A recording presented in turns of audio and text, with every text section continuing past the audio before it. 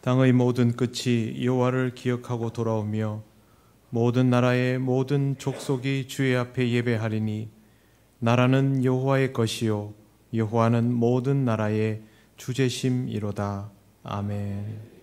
찬송가 32장 하나님께 찬양 드립니다.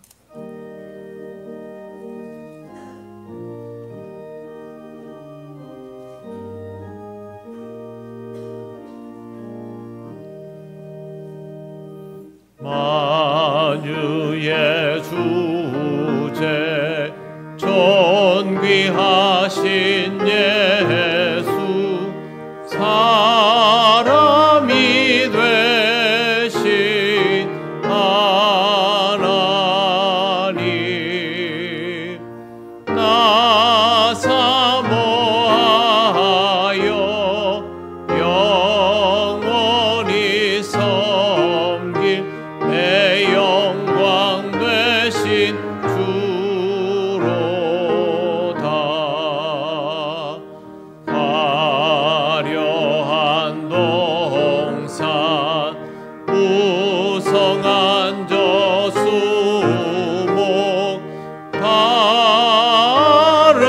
아름답고 묘하나 순전한 예수 더 아름다워 봄 같은 기쁨 주시네.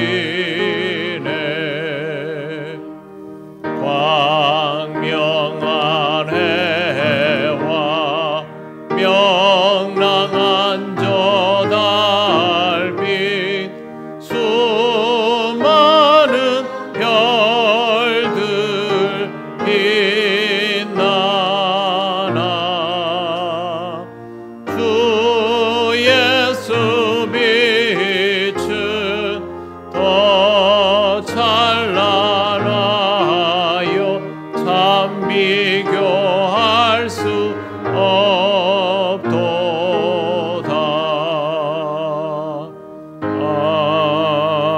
아멘. 성시교도 99번입니다.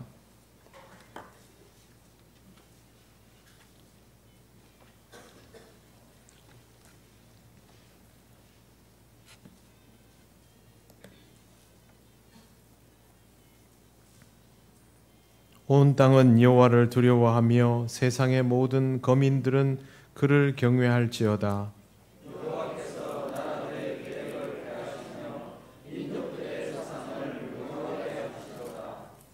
여호와의 계획은 영원히 서고 그의 생각은 대대에 이르리로다.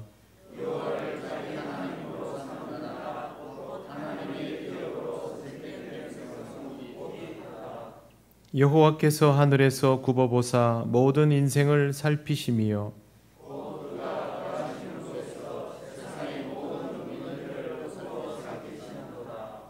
많은 군대로 구원 얻은 왕이 없으며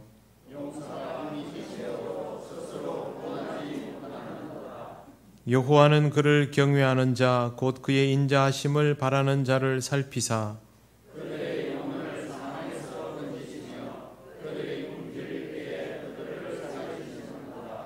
우리 영혼이 여호와를 바라며 그는 우리의 도움과 방패시로다.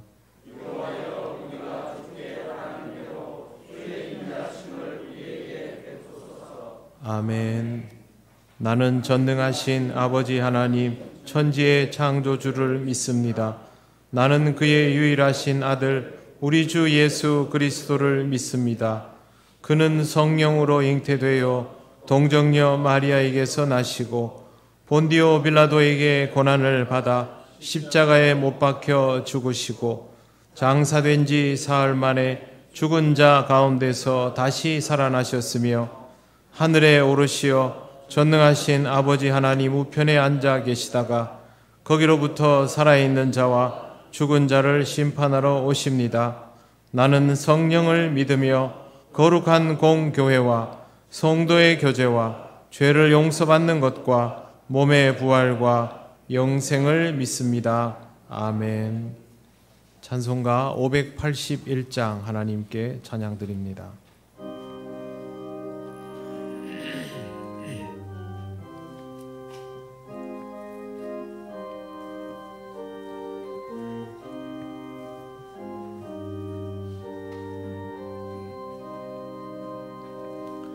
주 하나님 이 나라를 지켜주시고 이 땅 위에 주의 나라 세워주소서. 이 민족을 은혜로서 주의 백성 되게 하사 우리 모두 구원받아 살게 하소서. 이 나라와 이 민족은 주의 것이니 주 하나님 큰 뜻대로 인도하소서. 아름다운 이 강산에 믿음으로 사는 우리 사랑하며 사는 민족 되게 하소서. 하나님이 다스리는 나라 되어서 하늘에는 영광이요 땅에는 평화, 진리 평화 참 정의가 강물같이 흘러넘쳐 복된 나라 주의 나라 되게 하소서.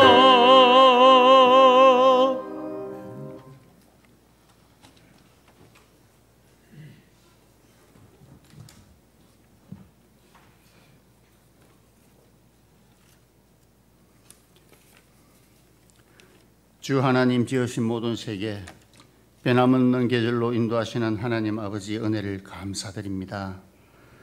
지난 한 주간도 우리를 사탄 마귀의 유혹에서 벗어날 수 있게 인도하시고 거룩한 주일 우리를 불러 주의 전에서 감사와 찬양을 드릴 수 있도록 인도하심 또한 감사를 드립니다. 72년 전 민족 상전의 아픔을 겪은 우리들의 상처를 어루만져 주시고 다시금 자로나우로 치우치지 않는 일들이 일어나지 않도록 지켜 주시옵소서. 또한 조국 선열의 그 가족 축복하시고 인도하옵소서. 장마로 인해 마른 땅을 해갈할 만큼 비를 주시되 그 비로 인해 피해를 입지 않도록 인도하시고 우리 또한 지혜로운 대처로 하늘을 원망하는 일이 없도록 인도하옵소서. 유수같이 흐르는 시간으로 벌써 이번 주를 기점으로 하반기에 접어듭니다. 우리가 계획하고 준비한 모든 것이 허망하게 되지 않도록 시와 때를 잘 관리하는 우리들이 되게 하옵소서. 연초 계획한 것이 있다면 속히 준비하게 하시고 좋은 결과로 남아있게 하옵소서. 이 나라를 축복하여 주시기를 원합니다. 더 나아가 전 세계가 주님의 축복 속에 임하길 원합니다. 각국 나라를 치리하는 정상들이 주님을 경외하며 서로를 존중하며 무엇을 하든지 배려하고 감사하며 살아가게 하옵소서. 많은 이들이 전쟁으로 인해서 피해를 입고 또 물가 인상의 요인이 되고 있습니다. 하루속히 종결되는 은혜를 허락하옵소서. 장마와 함께 더워지고 있는 한여름의 날씨 속에 연로하신 분들의 건강이 염려됩니다. 한여름의 뜨거움에서 잠시 피할 수 있는 은혜를 주시고 또한 건강을 허락하셔서 무더위를 이겨나갈 수 있게 인도하옵소서. 코로나의 불안한 마음에서 멀어지는 듯하나 언제 다시 새로운 전염병으로 올지 모르는 현실입니다. 내가 그리스도와 함께 십자가에 못 박혔나니 이제는 내가 산 것이 아니요 오직 내 안에 그리스도께서 사시는 것이라. 이제 내가 육체 가운데 사는 것은 나를 사랑하사 나를 위하여 자기 자신을 버리신 하나님의 아들을 믿는 믿음 안에서 사는 것이라. 아멘. 우리들의 불안한 마음에 주님 주신 믿음으로 이기며 나아가 다시금 세상을 바꾸는 은혜를 주시옵소서. 원근각처 살아가는 주의 자녀들을 지키시고 축복하옵소서. 그들이 있는 곳에 주님이 계시고 그들이 움직이며 행동할 때 함께 동행하는 은혜를 허락하옵소서. 다니엘 목사님을 축복하시고 주님 주신 말씀으로 한 주간을 살아가는 우리들에게 크신 은혜를 내려 주시옵소서. 거룩하신 예수님의 이름으로 기도드립니다. 아멘.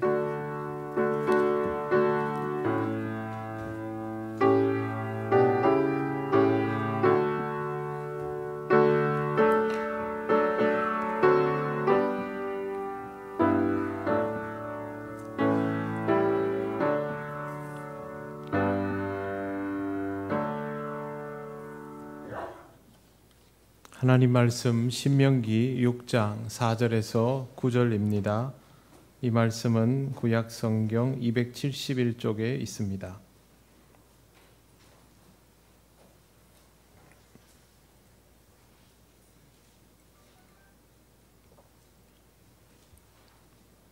신명기 6장 4절에서 9절 말씀을 봉독합니다.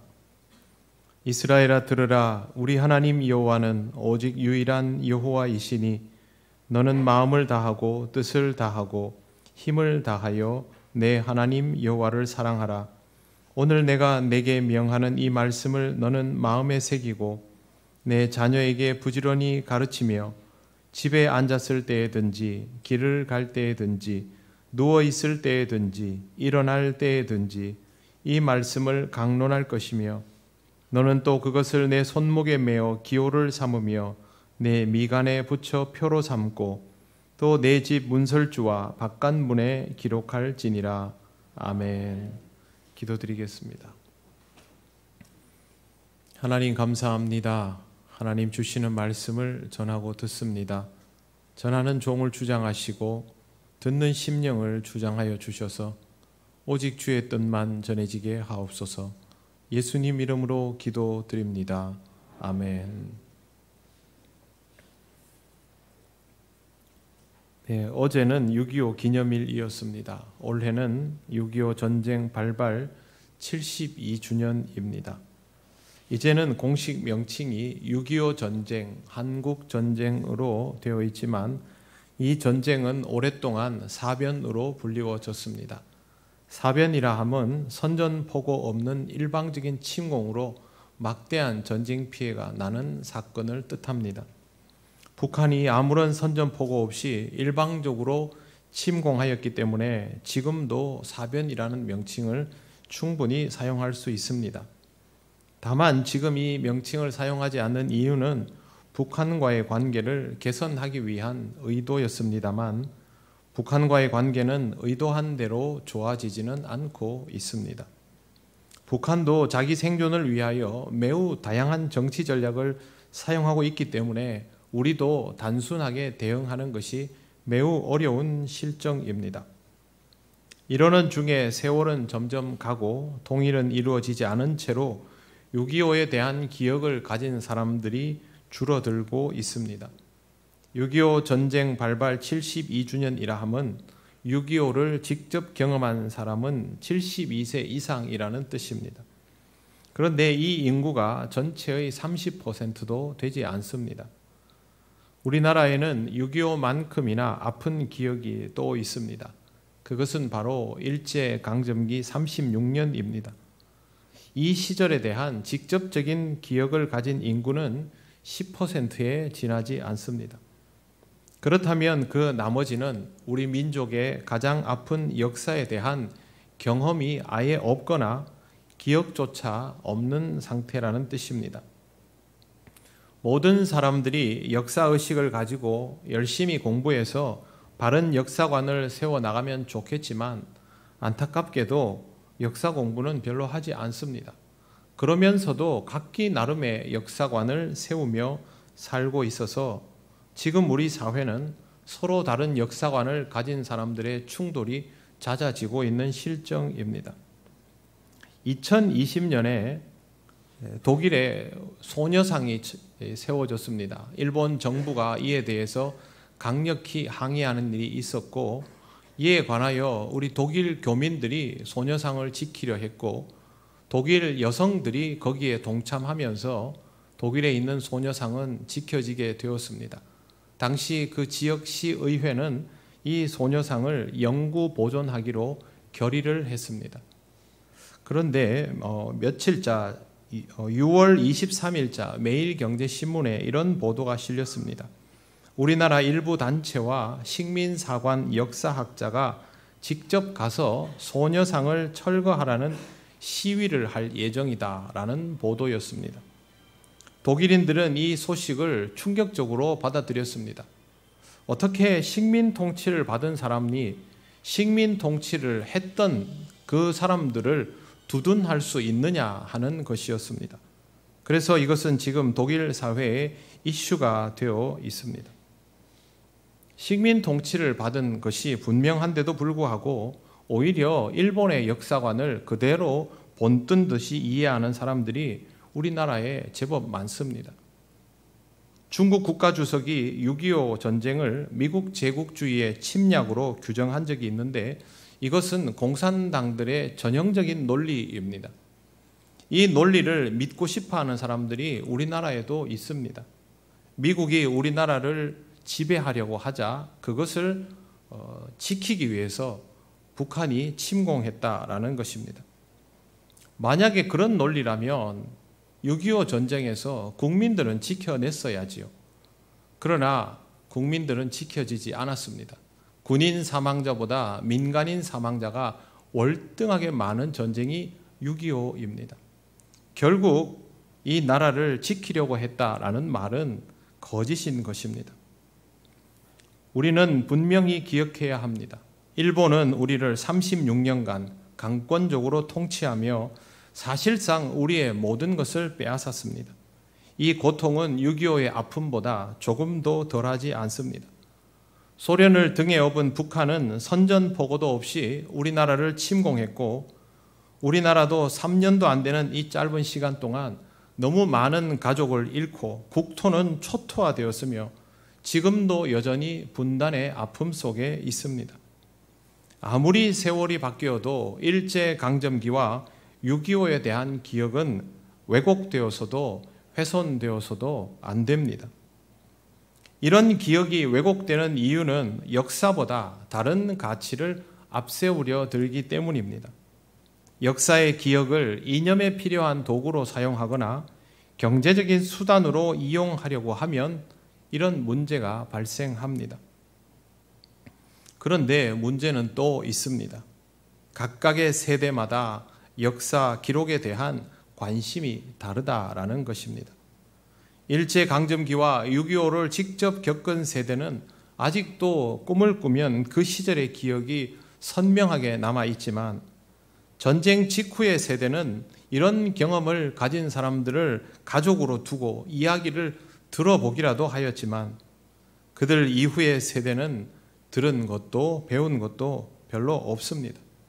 더구나 경제 발전을 이루기 시작하면서 자라난 세대는 이런 역사적인 부분에 대한 관심은 별로 없고 경제와 디지털 문화에 대한 관심이 훨씬 더 큽니다. 할아버지 할머니는 생존이 중요했고 아버지와 어머니는 이념이 중요했는데 자식들은 이제 이런 것에는 관심이 없고 문화만을 중요하게 여깁니다.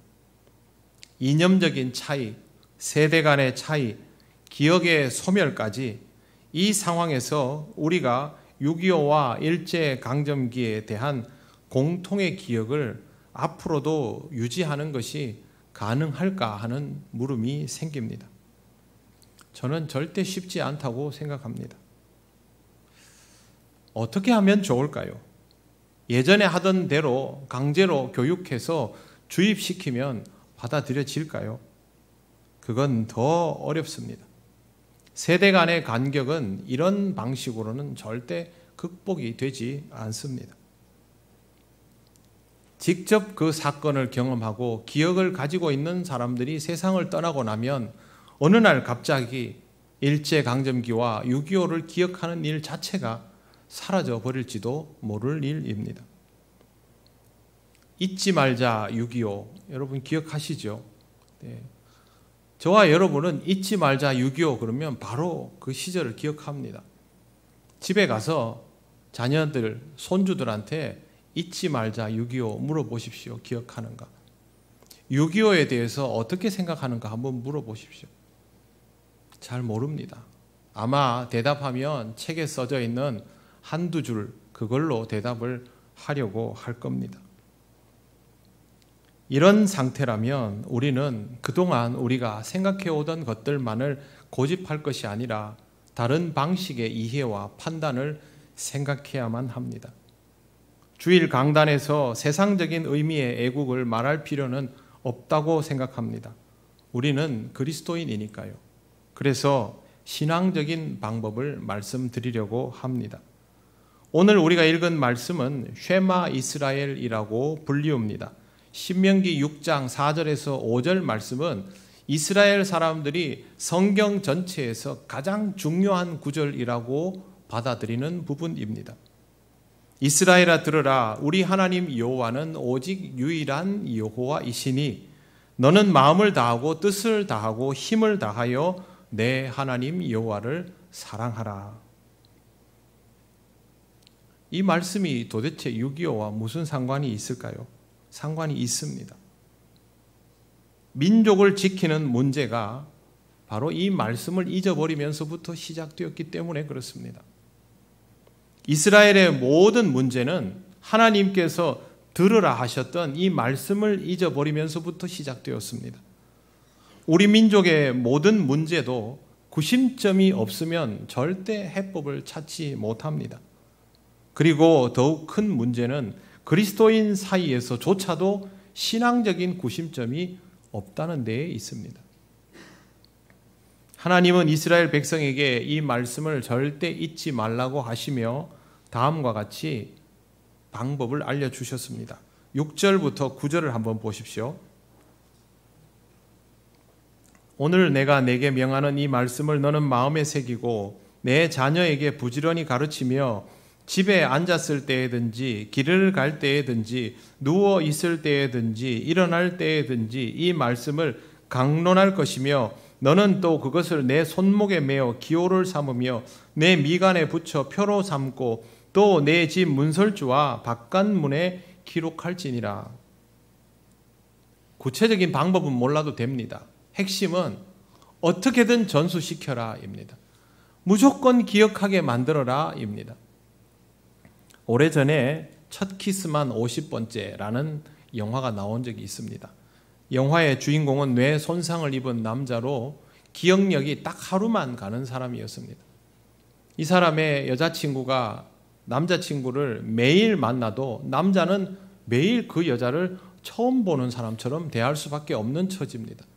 그래서 여자친구는 비디오 테이프에 자신을 소개하고 그 사람의 하루 일과를 담아서 건네주고 일어나면 그걸 틀도록 했습니다. 절대 잊지 말라는 것이죠. 반드시 기억시켜야 한다면 그렇게 해야죠. 여러분 시험 칠 때 기억을 하기 위해서 어떻게 했습니까? 중요한 내용은 여기도 붙여놓고 저기도 붙여놓고 손바닥에도 쓰고 어떻게든 그렇게 해 나갔지 않습니까? 바로 그런 의미입니다. 하나님은 이스라엘이 어떻게든 이 말씀을 기억하도록 가르치셨습니다. 이것보다 더 중요한 것은 없었기 때문입니다. 가나안에 정착하고 나서 얼마 지나지 않아 이스라엘 백성은 변하기 시작했습니다. 그리고 지도자 여호수아가 노년이 되었을 무렵에는 이미 이스라엘 백성이 가지고 있어야 할 특징들이 없어진 채로 살고 있었습니다. 우상을 숭배하기 시작했던 것이죠. 그런데 우상은 그냥 숭배되는 것이 아닙니다. 한번 생각을 해보십시오. 가나안에 들어간 이스라엘 백성이 주변에 있는 블레셋이나 모압이나 이런 지역의 우상을 숭배하려면 그냥 어느 날 갑자기 그 지역에 가서 우상을 숭배합니까? 그게 아니죠. 그 사람들과 교류하고 그 교류가 익숙해지고 그 사람들의 문화에 젖어들면 그 다음 과정이 우상 숭배입니다. 그 말은 이스라엘 백성이 우상을 숭배하게 되었다는 말은 이미 오래전부터 그들이 자신들이 가지고 있는 민족적인 정체성, 하나님의 택한 백성으로서의 그 특수함을 잃어버리고 이방 지역의 사람들과 마구 뒤섞여서 살았다는 뜻입니다. 이에 대해서 여호수아는 이렇게 말했습니다. 여호수아 24장 15절을 보시면 만일 여호와를 섬기는 것이 너희에게 좋지 않게 보이거든 너희 조상들이 강 저쪽에서 섬기던 신들이든지 또는 너희가 거주하는 땅에 있는 아모리 족속의 신들이든지 너희 섬길 자를 오늘 택하라. 오직 나와 내 집은 여호와를 섬기겠노라 하니. 이미 다 그렇게 가고 있는 상태입니다. 그런데 여호수아는 나는 내 집에다가 여호와 하나님 신앙을 계속 전수하겠다라고 말하고 있는 것입니다. 다른 민족을 따르기 시작했다는 것은 이미 그들의 모든 것이 무너졌다는 말이고 신앙적 기반도 사라지고 있다는 뜻입니다. 여호수아는 여전히 그들을 적으로 여기고 있는데 이스라엘 백성은 더 이상 가나안 사람들, 아모리 사람들을 적이라고 생각하지 않고 있습니다. 이것은 신앙에 기반한 그들의 역사 인식이 이미 틀어지고 있다는 뜻입니다. 가나안에 들어온 첫 번째 세대는 부모를 광야에서 잃은 사람들입니다. 하나님께서 여호수아와 갈렙만 제외하고는 아무도 가나안에 들어오지 못하게 하셨습니다. 결국 광야의 경험과 하나님 말씀 그리고 쉐마 이스라엘의 중요한 것, 중요성 이런 것들은 여호수아와 갈렙만 확실하게 인식하고 있는 상태고 나머지 백성은 그렇게 인식하지 못하는 것이죠. 쉽게 얘기해서 가나안에 들어온 여호수아와 갈렙과 나머지 이스라엘 백성은 세대차가 있는 상태입니다. 이렇게 특별한 역사를 가진 민족이 가나안에 들어온 지 100년도 지나지 않아서 서로 다른 판단을 하게 된 이유가 무엇일까요? 이 세대차 때문에 아닙니다. 유일신 신앙이 무너졌기 때문입니다. 신명기 6장 4절에서 5절 말씀은 두 가지 의미로 구성이 되어 있습니다. 첫째는 여호와는 우리 하나님이시다. 두 번째는 여호와는 한 분뿐이시다입니다. 하나님은 한 분뿐이시고 대체 불가한 분이기 때문에 이스라엘은 오직 하나님만 바라보고 하나님의 인도하심만 따라야 한다라는 뜻입니다. 이것을 잊어버리면 문제가 생기는 것이 이스라엘입니다. 세대 간의 문제가 결코 아닌 겁니다. 세월이 흐르다 보니 약화된 것이 아닙니까? 신앙은 그렇지 않습니다. 신앙은 하나님을 붙들면 강해지고 내려놓으면 바로 약해질 수밖에 없습니다. 지금 우리도 그런 말들 하지 않습니까? 어른들은 신앙이 좋은데 젊은 사람들은 신앙이 별로 안 좋다. 지금 젊은 사람들도 20년 지나면요 우리랑 똑같은 얘기 할 겁니다. 젊은 사람들은 우리보다 신앙이 더 안 좋다. 그렇지 않습니다. 거인 장수 앞에 어느 장수도 나서지 못하던 그 시절에 전장에 나선 이는 다름 아닌 소년 다윗이었습니다. 다윗은 만군의 여호와를 힘입어 누구도 상대하지 못한 거대한 장수 골리앗을 이겨버립니다. 다윗이 골리앗과 비슷한 체구를 가지고 있거나 그런 전쟁 경험이 있거나 무기를 사용하는 데 능한 사람이었다면 실력으로 이겼다고 평가받을 수 있을지도 모르겠습니다만 다윗은 물맷돌 던지는 것이 전부였습니다. 그렇기 때문에 우리는 이 전투를 명백한 하나님의 승리로 받아들입니다. 선대보다 어린 다윗의 믿음이 더 좋았던 것이죠. 북이스라엘이 멸망할 즈음에 남유다의 신앙 상태도 아주 좋지 못했습니다. 아시리아가 북이스라엘을 멸망시키자 유민들은 남쪽 유다로 도주했고 남유다는 어쩔 수 없이 이 유민들을 받아들이게 됩니다. 그러자 아시리아는 이제 남유다를 칩니다. 유다 왕이 조공을 보내도 소용이 없습니다. 마음껏 포위를 하고 전쟁에 들어갑니다. 그냥 전쟁하지 않았습니다. 이스라엘 백성이 섬기는 하나님을 조롱하기 시작했습니다. 이에 대하여 당시 왕은 굵은 베옷을 입고 성전에 들어가 기도하며 선지자 이사야를 찾았습니다. 그가 바로 히스기야 왕입니다. 히스기야는 그렇게 하나님을 철저히 신뢰하면서 고비를 넘깁니다. 하나님께서 18만 5천의 아시리아 병사를 전염병으로 격퇴해 주신 것입니다. 선대왕보다 더 좋은 믿음이 그에게는 있었습니다.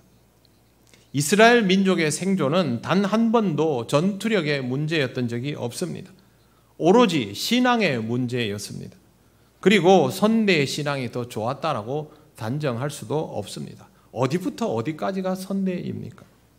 누구든지 신앙적이면 하나님의 도우심을 입게 되고 신앙적이지 못하면 하나님의 도우심을 입지 못할 뿐입니다. 세월이 가면서 신앙이 나빠지는 것이 아니라 믿음이 없으면 하나님의 말씀을 붙들지 않으면 그 순간부터는 다 왜곡되는 것입니다. 그러니 하나님의 택한 백성이 가져야 할 역사의식은 세대의 문제나 관점의 문제나 가치의 문제가 아닙니다. 택한 백성의 역사의식은 오로지 신앙의 문제일 수밖에 없습니다. 다른 사람들은 몰라도 우리 그리스도인들은 이 점을 분명하게 인식해야 합니다. 이스라엘은 신앙을 유지하고 있을 때 하나님에 대한 기억도 건강하게 유지할 수 있었습니다. 그들이 가지고 있어야 할 기억이 무엇입니까? 전부 하나님과 동행한 역사밖에 없지 않습니까? 이것이 너무 중요하기 때문에 모세는 쉐마 이스라엘을 외쳤던 것입니다. 여러분, 역사가 무엇입니까? 역사는 세상 사람들의 눈에 보면 그들의 눈에 보이는 방식대로이겠지만 우리 믿는 자가 보는 역사는 하나님의 섭리입니다. 그러니 우리는 모든 것을 신앙의 눈으로 보아야 하죠. 이스라엘이 여호와 하나님을 믿고 의지하면 세월이 아무리 가도 기억의 왜곡은 발생하지 않습니다. 세월이 흘러도 신앙의 중심을 잡고 있는 사람들은 하나님에 대하여 항상 똑같은 기억을 가지고 있다라는 사실을 유념해서 보아야 합니다. 하나님에 대한 기억이 동일하다면 하나님이 이루시는 역사에 대한 기억도 다를 수 없습니다. 이것은 세대 간의 차이나 이념의 차이나 정서의 차이로 달라질 수 있는 것이 아닙니다. 한국 교회치고 애국과 호국을 말하지 않는 것이 없습니다. 그런데 각각의 교회들이 말하는 애국과 호국이 전부 조금씩 다릅니다. 뿐만 아니라 한 교회 안에서도 사람들이 말하는 애국과 호국이 전부 다릅니다. 나이에 따라서 달라지고 지역 정서에 따라서 달라지고 다른 가치관을 갖다 놓을 때마다 달라집니다. 가만히 들여다보면 그들이 말하는 애국과 호국은 신앙에 기반한 것이 아닙니다. 항상 얘기하는 부분이 있죠. 국익, 우방, 이념. 여러분, 우방의 정의가 무엇입니까? 우리를 돕고 우리의 방어를 돕는 사람들이 우방이죠. 지금은 우방의 정의가 달라졌습니다. 우방은 영원할 수 없습니다. 2019년 러시아 전투기가 우리나라 영공을 침해했습니다. 독도의 영공에 들어왔습니다. 그런데 놀랍게도 일본이 자기 영공에 침해했다고 난리가 났습니다. 미국에게 물었더니 미국은 침묵합니다. 시간이 좀 지나고 나서 러시아가 우리가 한국 영공에 침범해서 미안하다라고 사과를 했습니다. 저는 그걸 보면서 그럴 일 없어야 하지만 우리나라하고 일본이 싸우면 미국은 어떤 태도를 취할까라는 생각이 들었습니다. 이번에 발사된 위성 누리호는 러시아의 기술을 가져다 쓴 것입니다. 미국에서 이 기술을 주면 더 좋지 않을까? 미국은 이 기술을 일본에 주고 우리한테는 주지 않았습니다. 우리가 이것으로 인하여 기술이 발전되는 것에 대해서 우려를 했던 것이죠. 여전히 그들은 우리의 우방이 맞습니다. 그러나 영원히 우리의 우방일 거라고 생각하면 안 됩니다. 세상의 어느 나라도 다른 나라의 도움으로 생존하려 했던 나라는 살아남지 못했습니다. 우리가 건강할 때 우방도 유효한 것이죠. 이런 상황에서도 하나님을 믿는 사람들이 하나님을 믿는 일에 전적인 의존을 하지 않고 우리나라를 위하여 하나님이 어떤 나라를 보내서 우리를 도우실 것이다, 그런 생각을 하고 있다면 그건 정말 안타까운 일입니다. 하나님 나라보다 이념을 앞세우는 일도 어리석은 것입니다. 우리가 하나님 나라보다 이념을 앞세우면 하나님도 우리를 이념의 결과 속에 가두어 놓으실 것입니다. 우리는 자본주의 국가임에도 불구하고 사회보장 시스템을 세계에서 가장 잘 사용하는 나라입니다. 우리 마음대로 생활할 수 있죠. 그리고 필요할 때 국가의 도움을 청하기를 주저하지 않습니다. 자본주의 국가는 국민을 돕지 않습니다. 자기 능력만큼 누리고 사는 것이죠.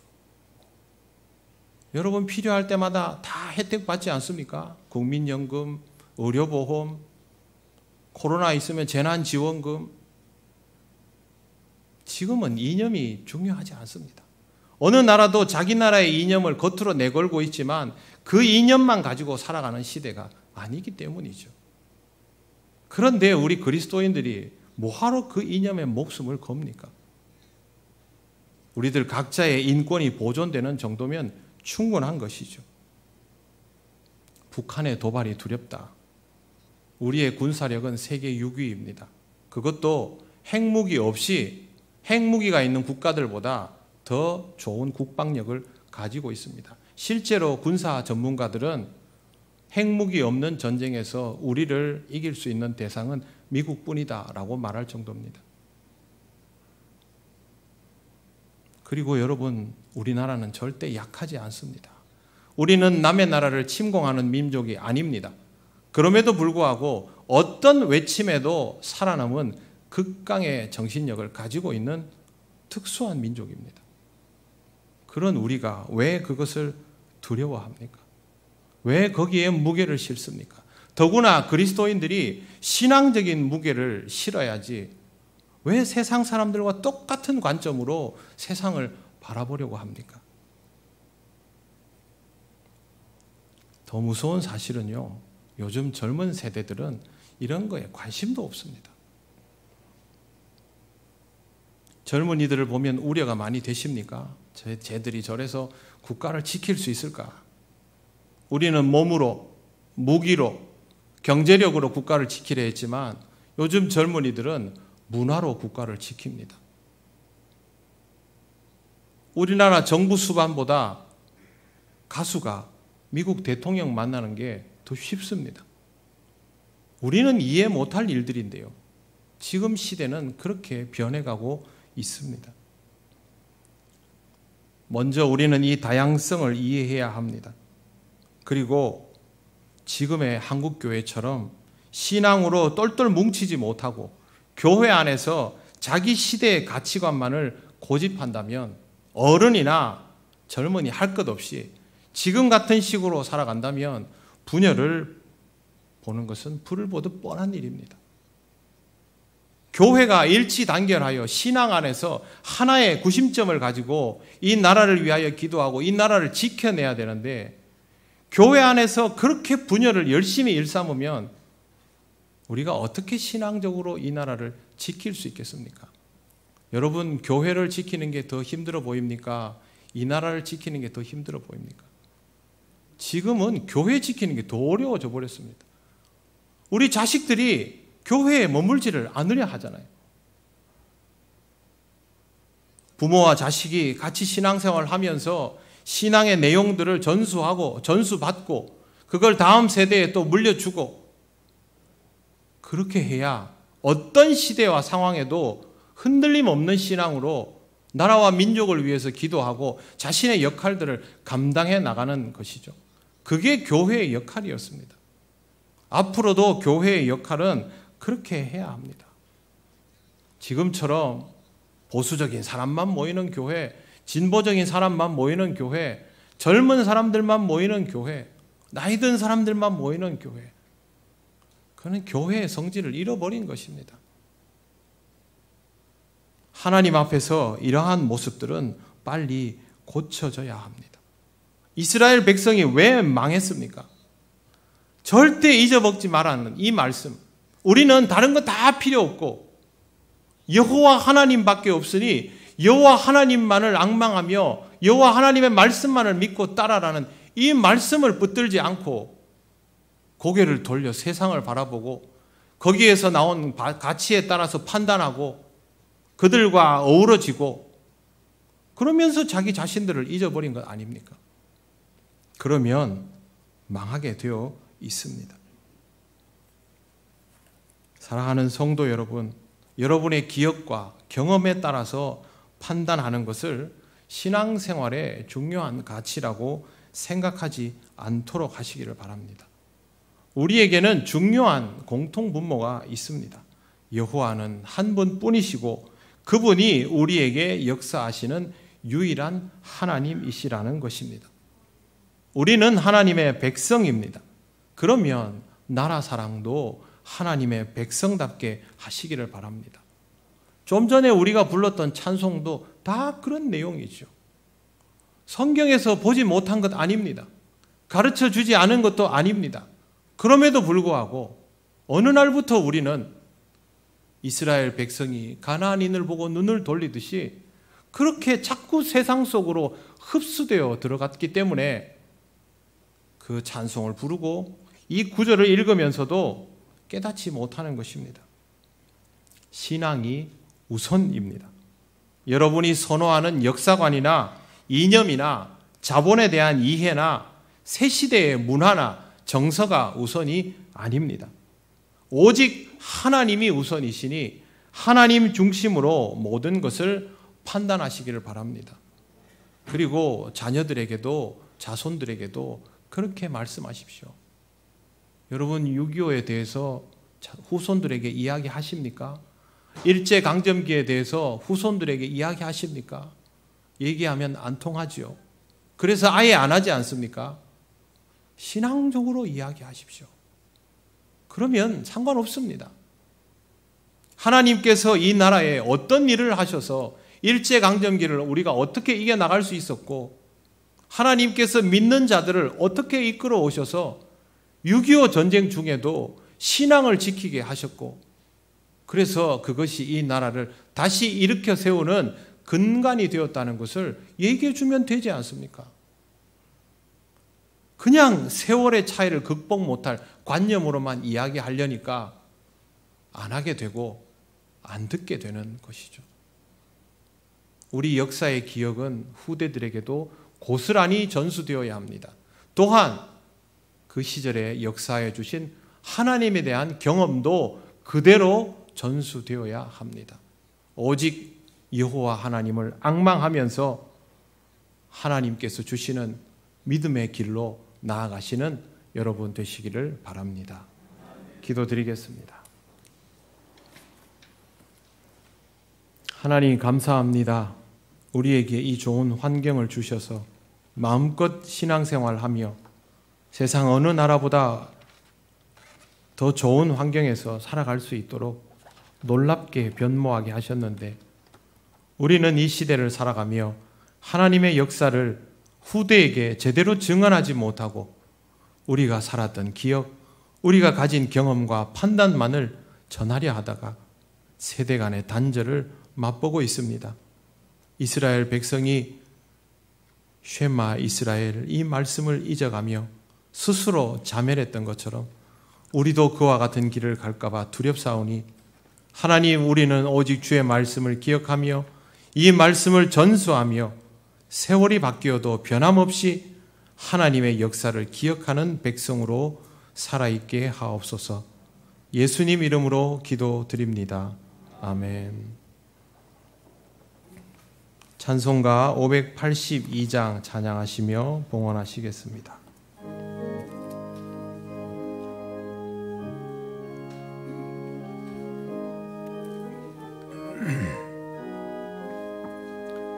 어두운 밤 마음에 잠겨 역사의 어둠 짙었을 때에 계명석 동쪽에 밝아 이 나라 여명이 왔다. 고요한 아침의 나라 빛 속에 새롭다. 이 빛 삶 속에 얽혀 이 땅에 생명담 놓아간다. 옥토에 뿌리는 깊어 하늘로 줄기 가지 솟을 때 가지 옥만을 해요. 그 열매 만민이 산다. 고요한 아침에 나라 일꾼을 부른다. 하늘 씨앗이 되어 역사의 생명을 이어가리. 맑은 샘 줄기 용솟아 거칠은 땅에 흘러 적실 때 기름진 푸른 벌판이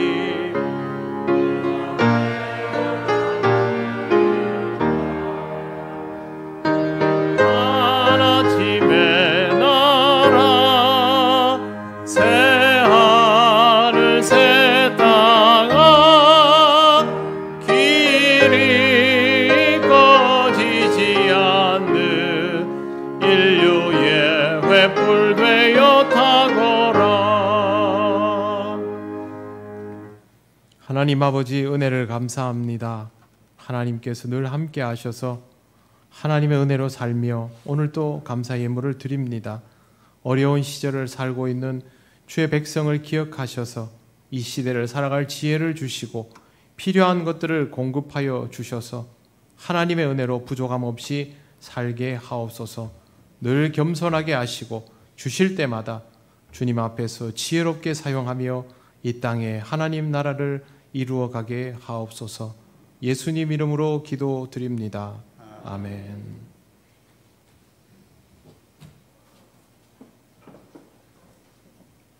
교회 소식 알려드리겠습니다. 예배에 나오신 모든 분들을 환영합니다. 처음 오신 분들은 세가족부의 안내를 받으시기 바랍니다. 예배 전 교인 새벽 첫날 새벽기도회가 7월 1일 금요일 새벽 5시 30분에 1교육관에서 있습니다. 기도 준비하실 분 장심자 권사님입니다. 다음 주일 7월 3일은 맥주 감사주일입니다. 그동안 인도하신 하나님의 은혜에 감사하시기를 바랍니다. 모임 정기당회가 오늘 2부 예배 후에 당일에 벌써 있습니다. 그리고 재직회가 다음 주일 2부 예배 후에 본당에서 있습니다. 안내입니다.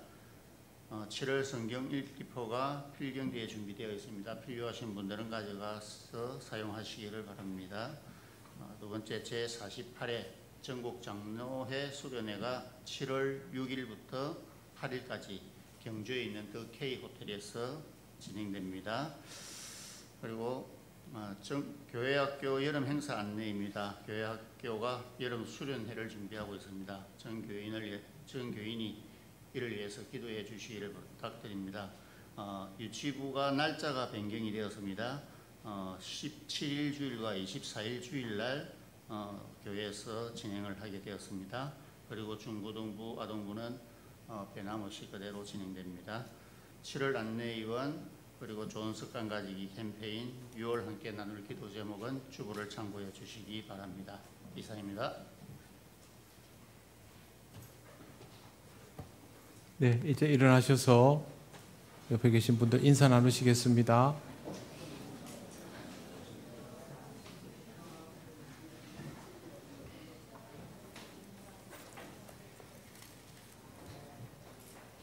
찬송가 635장 주기도문 찬양 드립니다.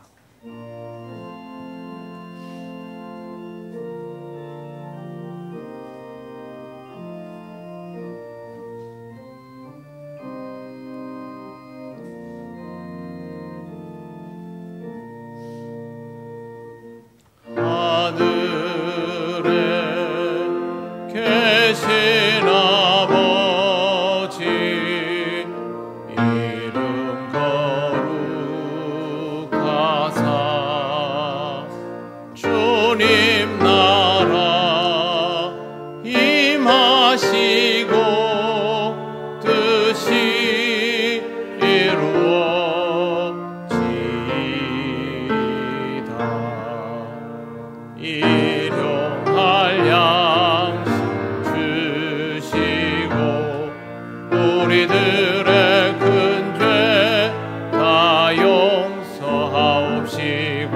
또 시험에 들게 마시고 악에서 구원하소서. 내게 주의 나라 주의 권세 주의 영광 영원히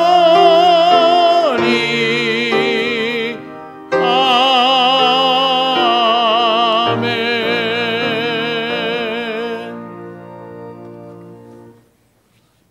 우리 주 예수 그리스도의 크신 은혜와 하나님 아버지의 놀라우신 사랑과 성령님의 교통하시고 인도하여 주심이 하나님의 역사를 살아가며 하나님의 말씀을 붙들고 이 믿음을 다음 세대에 전수해 주기를 원하는 이 시간 예배하는 권속들 위에 영원토록 함께 하시기를 간절히 축원하옵나이다. 아멘.